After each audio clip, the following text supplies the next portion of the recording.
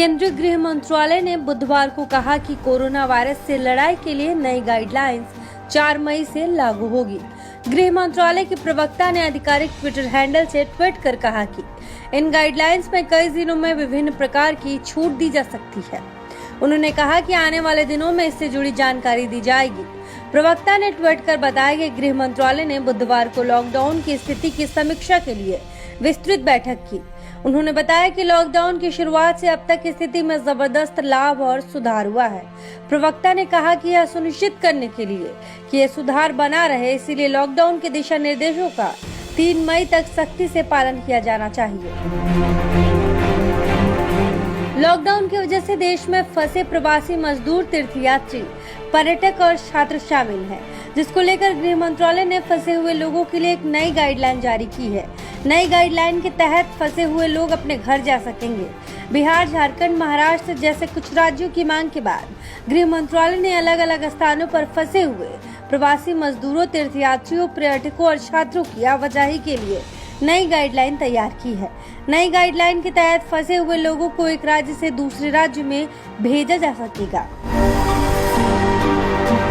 Corona के खिलाफ जारी जंग के बीच संसद का मानसून सत्र को लेकर राज्यसभा सदस्यों के साथ बातचीत में सभापति और उपराष्ट्रपति वेंकैया नायडू ने कहा कि पूरे देश में कोरोना की रोकथाम के लिए प्रयास किए जा रहे हैं और परिणाम भी जमीन पर दिखाई दे रहा है। ऐसे में सदन के सामान्य कार्यक्रम की उम्मीद कर सकते हैं, लेकिन जमीनी स्थिति क्या होगी उस पर सत्र निर्भर करेगा। बता दें कि संसद में हर साल 3 सत्र होते हैं, बजट, मानसून और शीतकालीन सत्र। इस साल बजट सत्र को कोरोना वायरस प्रकोप और लॉकडाउन के कारण बंद किया गया था। उत्तर प्रदेश में कोरोना वायरस की स्थिति पर बुधवार को मुख्यमंत्री योगी आदित्यनाथ ने कोविड-19 की 11 सदस्यीय टीम के साथ बैठक की। इस दौरान प्रदेश में कोरोना वायरस के साथ होने वाली अभद्रता पर कड़े कानून बनाने को लेकर चर्चा हुई। सूचना के मुताबिक स्वास्थ्य कर्मियों के साथ साथ सभी पैरामेडिकल कर्मियों, पुलिस कर्मियों, स्वच्छता कर्मियों के साथ ही शासन की तरफ से तैनात किसी भी कोरोना योद्धाओं से अभद्रता करने वालों के लिए Uttar Pradesh epidemic disease control अध्यादेश 2020 के नाम से कड़े कानून बनाने पर विचार किया गया। इसके तहत किसी भी कोरोना योद्धा के साथ किसी भी तरह की अभद्रता करने पर 7 साल की सजा और 5 लाख रुपए तक का जुर्माना लगाया जाएगा। केंद्र सरकार ने लॉकडाउन में फंसे मजदूरों और छात्रों को घर भेजने की अनुमति दे दी है।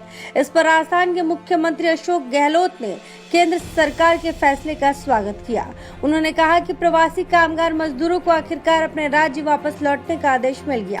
केंद्र सरकार का यह फैसला स्वागत योग्य है। इसके साथ ही गहलोत ने ये भी कहा कि प्रवासी मजदूरों की वापसी तभी संभव हो पाएगी जब केंद्र सरकार भारतीय रेलवे को फिर से ऑपरेशनल होने का आदेश देगी। यानी कि अगर केंद्र सरकार ट्रेन सेवा बहाल कर दे तो इन लोगों को आसानी से वापस भेजा जा सकेगा।